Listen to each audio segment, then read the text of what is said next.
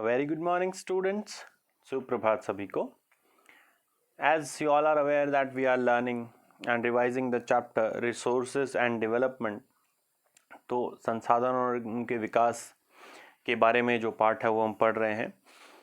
We have already learned that what is a resource, how is it important for human beings, and how it is very necessary to conserve resources for a sustainable development. There are various international efforts done on this front. So let us start the second part of our chapter, that is resources and development. इसके दूसरे भाग को शुरू करते हैं. So in the second part, starting with resource planning, first of all we must understand what planning is. तो हमें अलग अलग चीज़ों के लिए प्लानिंग की आवश्यकता होती है. इसी तरीके से रिसोर्स प्लानिंग भी एक बहुत इम्पॉर्टेंट और अर्जेंट रिक्वायरमेंट है आज के समय की. So resources are unevenly distributed in India.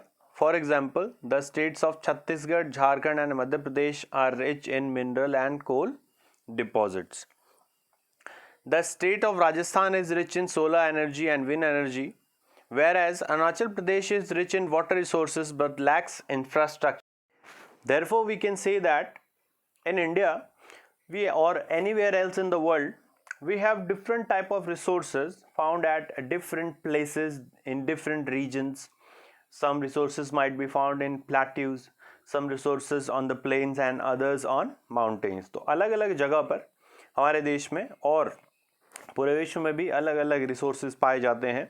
उन रिसोर्सेज को एक साथ लाना, इकट्ठा करना, एक प्लानिंग बनाना और एक प्लान्ड ग्रोथ करना जो कि एक सस्टेनेबल ग्रोथ हो, उसके लिए रिसोर्स प्लानिंग की एक बहुत ज़्यादा अर्जेंट नीड है. So resource planning in India majorly involves the 3 important steps. जो 3 इम्पॉर्टेंट बिंदु हैं, इम्पॉर्टेंट क्रम है रिसोर्स प्लानिंग में, उनके बारे में जानते हैं. So resource planning is a complex process which involves identification and inventory of resources. जो पहला स्टेप है वो क्या है? आइडेंटिफिकेशन और इन्वेंट्री. सबसे पहले हम पहचानें कि कहाँ कहाँ पे हमारे देश में रिसोर्सेज हैं और कौन से रिसोर्सेज अवेलेबल हैं, वो कितनी क्वांटिटी में है, ठीक है, क्या क्या लैंडफॉर्म्स पे वो अवेलेबल हैं, etcetera. This involve surveying, mapping and qualitative and quantitative assessment, estimation and measurement of the resources. तो सबसे पहला स्टेप क्या है? रिसोर्सेज को पहचानना, वो कितनी मात्रा में है और कहाँ कहाँ पर स्थित है. Second step, evolving a planning structure. अब हमें पहले ये पता लग गया कि कहाँ पर कितने रिसोर्सेज हैं, कितनी मात्रा में है, उनकी क्वालिटी क्या है. इसके बाद हम प्लान करेंगे कि टेक्नोलॉजी और स्किल्स डेवलप करें ताकि उन रिसोर्सेज को यूटिलाइज किया जा सके इंस्टीट्यूशंस की मदद से. पहले हमने आइडेंटिफाई कर लिया, उसके बाद हम टेक्नोलॉजी, मशीन्स, फैक्ट्रीज, इंडस्ट्रीज, ये सारी चीज़ें लगाएं ताकि जो रॉ रिसोर्सेज है उसको रिफाइंड करके यूटिलाइज किया जा सके. It involves appropriate technology, skill and institutional setup for implementing resource development plans. Moving on to the third step. The third step includes matching the resource development. जो आपने अलग अलग रिसोर्सेज के लिए अलग अलग प्लानिंग की है, प्लान्स बनाए हैं, उन सभी प्लान्स को एक साथ इकट्ठा करना और एक राष्ट्र के विकास का, नेशनल डेवलपमेंट का प्लानिंग करना. So matching the resource include matching the different development plans with overall national development plans. ठीक है, तो दोबारा से रिसोर्स प्लानिंग, सबसे पहले हम मैचिंग करें. सबसे पहले हम आइडेंटिफिकेशन करेंगे रिसोर्सेज का, कहाँ पर कितनी मात्रा में उपलब्ध है. उसके बाद उनको एक्सट्रैक्ट करने, उनको रॉ फॉर्म में निकालने के लिए और उनको प्रोसेस करने के लिए इंस्टीट्यूशंस बनाएंगे, टेक्नोलॉजीज बनाएंगे, मशीन्स बनाएंगे. और अंत में ये जितने अलग अलग प्लान्स हमने अलग अलग रिसोर्सेज के लिए बनाए हैं उनका एकीकरण करेंगे, उनको एक नेशनल डेवलपमेंट प्लान में कन्वर्ट करेंगे. सो 5 ईयर प्लानिंग इन इंडिया, इस सभी काम के लिए या इस रिसोर्स प्लानिंग के लिए भारत में 5 ईयर प्लान, 5 वर्षीय योजना का इम्प्लीमेंटेशन किया गया. So the first 5 year plan in India begin from the year 1951 itself. तो आज़ादी के कुछ साल बाद ही हमने अपना पहला 5 ईयर प्लान इम्प्लीमेंट किया. These are developed and executed and monitored by the planning commission. ये एक प्लानिंग कमीशन नाम की संस्था हमारे देश में पहले थी वो इस 5 ईयर प्लानिंग को मैनेज करती थी, इनके लिए डेवलपमेंट प्लान्स बनाती थी और एग्जीक्यूशन और उसके बाद मॉनिटरिंग जांच भी करती थी कि 5 ईयर प्लान अपने प्लान्ड पाथ पर चल रहा है या नहीं. Now this institution is known as the NITI Aayog, that is national institute for transforming India. Now presently the 13th 5 year plan from April 2017 to March 2022 is currently in place. इस समय अगर हम अपने देश की बात करें तो 13वीं पंचवर्षीय योजना चल रही है जो कि अप्रैल 2017 से मार्च 2022 तक चलेगी. Next, moving on, there are some in-text questions which are there. What resources are being developed in your surroundings by the community Nagar panchayat with the help of community participation? किस रिसोर्स का विकास किया जा रहा है आपके आसपास के एरिया में, आपकी नगर पंचायत में या आपकी जो सिटी है या जो टाउन है उसमें. So I will leave this question to you, you answer it yourself. Ask your elders, ask somebody, or if you are yourself aware about what are the different community initiatives taken by the administration or by the community itself to develop a resource. If I talk about the place where I live in, that is Agasthyamuni. It is a block in the Rudraprayag district of Uttarakhand. Here we have specific targets regarding waste management. तो waste management का एक बहुत अच्छा उदाहरण यहाँ पे देखने को मिलता है जिससे वेस्ट से अर्निंग भी हो रही है जो नगर पंचायत है उसकी, और एक बहुत अच्छे से वेस्ट को मैनेज कर रहे हैं और जिससे एनवायरनमेंट जो है वो क्लीन और ग्रीन बनाने में बहुत ज़्यादा योगदान हो रहा है. साथ साथ पैसे भी अर्न कर रहे हैं उस वेस्ट को अच्छे से मैनेज करके. So can you name some resource rich but economically backward regions and some resource poor but economically developed regions. तो अब ये बात कर रहे हैं कि क्या आप कुछ ऐसे एरिया को जानते हैं, कुछ ऐसे एरिया से परिचित हैं जो इकोनॉमिकली तो पुअर हैं, यानी कि जो आम लोग हैं, ज़्यादातर जो लोग हैं वो गरीब हैं, बट रिसोर्सेज बहुत ज़्यादा हैं वहाँ पर. ऐसे बहुत सारे एरिया हमारे देश में, बहुत सारे स्टेट्स हैं जैसे कि Jharkhand, Chhattisgarh, Bihar, some parts of Madhya Pradesh, Odisha, ठीक है, parts of West Bengal, where you will find absolute poverty, but they are very rich in resources like coal, iron ore, etc. और दूसरा एग्जाम्पल आपसे पूछ रहे हैं जहाँ पर ज़्यादा रिसोर्स नहीं है पर इकोनॉमिकली बहुत ज़्यादा डेवलप्ड हैं.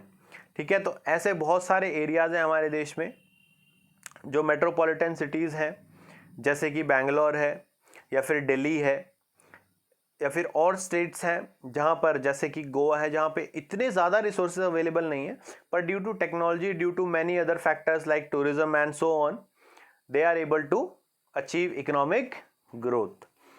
सो moving on, history of resource development in India. Bharat में जो संसाधन है उनके विकास का जो इतिहास है उसकी बात करेंगे. The high level of technology assisted the Western countries to exploit the resources of their colonies. जो कॉलोनियल पावर्स थी जिन्होंने अलग अलग देशों में अपनी कॉलोनीज बनाई, उपनिवेश किए, उनके पास एक एडवांस टेक्नोलॉजी थी जिसकी वजह से वो ऐसे देशों में गए, उन्होंने कॉलोनीज बनाई जहाँ पर रिसोर्सेज की अवेलेबिलिटी बहुत अच्छी थी, बहुत ज़्यादा थी, और अपनी टेक्नोलॉजी की मदद से उन्होंने वहाँ के रिसोर्सेज को एक्सप्लॉइट किया और अपने लिए विकास किया, खुद डेवलप्ड हो गए और रिच हो गए.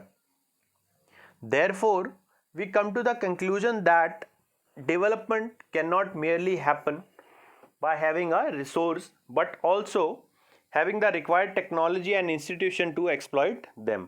तो सिर्फ रिसोर्स होना ही अपने आप में पर्याप्त नहीं है, काफ़ी नहीं है.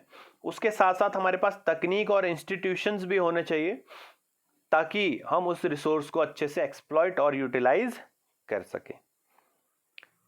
सो यहाँ पर अब बात आती है कंजर्वेशन ऑफ रिसोर्सेज की, because it is very important for sustainable development, for achieving sustainable development the resource conservation is being given utmost importance. So resource conservation में आप बहुत सारे तरीके यूज कर सकते हैं, जैसे reduce, reuse, recycle, recover and managing properly the various resources available around your environment.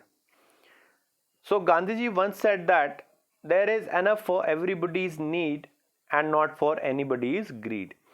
सभी लोगों की ज़रूरतें पूरे करने के लिए पर्याप्त रिसोर्सेज हैं, पर किसी का भी लालच पूरे करने के लिए रिसोर्सेज पर्याप्त नहीं है, संसाधन पर्याप्त नहीं है. He said that greedy and selfish individuals and exploitative nature of modern technology is the root cause of resource depletion at global level. वैश्विक स्तर पर जो सेल्फिश और ग्रीडी इंडिविजुअल्स हैं या इंडस्ट्रीज हैं या कुछ सो कॉल्ड कंट्रीज हैं, those who are very greedy and they exploited resources to a very large extent for their own benefit. इस वजह से क्या हो रहा है, जो रिसोर्सेज हैं उसका डिप्लीशन, उनका एक्सप्लॉइटेशन हो गया है वैश्विक स्तर पे और वो बहुत तेजी से कम हो रहे हैं. He was against the mass production of resources and wanted to replace it with production by the masses. वो बहुत भारी मात्रा में रिसोर्सेज का एक्सप्लॉइटेशन या रिसोर्सेज के प्रोडक्शन के फेवर में नहीं थे, बल्कि इस चीज़ के फेवर में थे कि बहुत बड़ी संख्या में लोग थोड़ा थोड़ा रिसोर्सेज को यूटिलाइज करें, डेवलप करें और प्रोड्यूस करें.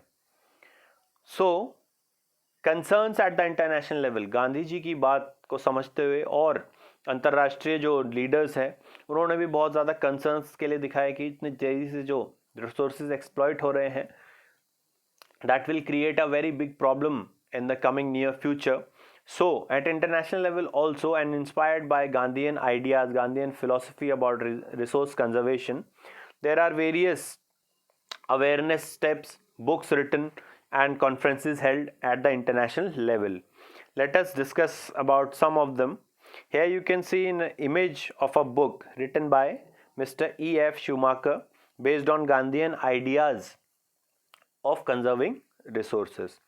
In 1968, the Club of Rome raised the concern of resource conservation for the first time in a systematic way. 1968 में जो क्लब ऑफ रोम है वो पहली ऐसी संस्था थी जिसने एक सुनियोजित तरीके से एक सिस्टमैटिक वे में रिसोर्स कंजर्वेशन की बात को विश्व के सामने रखा. इन 1974 E.F. Schumacher wrote a book named Small is Beautiful. 1974 में E.F. Schumacher ने एक बुक लिखी स्मॉल इज ब्यूटीफुल, जो कि गांधी जी का जो आइडिया था रिसोर्स कंजर्वेशन का उस पर बेस्ड थी कि रिसोर्स कंजर्वेशन मासेस के द्वारा होना चाहिए, ना कि एक लार्ज स्केल पे रिसोर्सेस का प्रोडक्शन होना चाहिए. In 1987 the Brundtland commission report introduce the concept of sustainable development. तो सतत विकास या सस्टेनेबल डेवलपमेंट सबसे पहले 1987 में जो बर्टलैंड कमीशन रिपोर्ट थी उसमें ये शब्द या ये टर्म सामने आया और उसके आधार पर ही एक बुक भी छपी बाद में, अवर कॉमन फ्यूचर. सो ये बात थी कि कुछ लोगों ने कैसे इसको उठाया और कैसे आज रिसोर्स कंजर्वेशन एक बहुत ही महत्वपूर्ण मुद्दा, विषय है, एक चैलेंज है सभी कंट्रीज और उनके लीडर्स और उनके जो एडमिनिस्ट्रेटिव सिस्टम है उसके सामने. सो लैंड रिसोर्स की अगर हम बात करें तो लैंड रिसोर्स एक बहुत बहुत ज़्यादा महत्वपूर्ण रिसोर्स है. क्यों? क्योंकि बहुत सारे कामों में हमारे आता है. हम कोई फार्मिंग कर रहे हैं, अपने घर बना रहे हैं, रोड्स बना रहे हैं, बहुत सारी चीज़ें, इंडस्ट्रीज खड़ी कर रहे हैं, ये बहुत सारे यूजेस हैं लैंड रिसोर्स के. So land is a natural resource of utmost importance as we utilize it for various purposes, example to make roads, houses, farming, etc. It supports natural vegetation, wildlife, human life, economic activities, transport and communication system. तो बहुत बहुत variety of activities को, गतिविधियों को ये support करता है. But land is a limited resource and therefore it is important to use the available land with careful planning. पर ये एक लिमिटेड अमाउंट में है क्योंकि पॉपुलेशन बहुत तेज़ी से बढ़ रही है. तो आने वाले समय में ज़रूरी नहीं है कि सभी के लिए एक इक्वल मात्रा में, और आज भी इक्विटेबल डिस्ट्रीब्यूशन नहीं है लैंड रिसोर्स का. तो इसका मतलब ये है कि आने वाले फ्यूचर को देखते हुए और प्रेजेंट जो प्रॉब्लम्स हैं उनको देखते हुए एक केयरफुल प्लानिंग की ज़रूरत है, एक बहुत अच्छे प्लान की ज़रूरत है जो फ्यूचरिस्टिक हो, ताकि लैंड रिसोर्स को बहुत अच्छे से यूज किया जा सके। आगे बात करेंगे लैंड अवेलेबिलिटी इन इंडिया की, तो इसको हमने 3 कैटेगरीज में कैटेगराइज किया है, प्लेन्स, माउंटेन्स और प्लेट्यूज।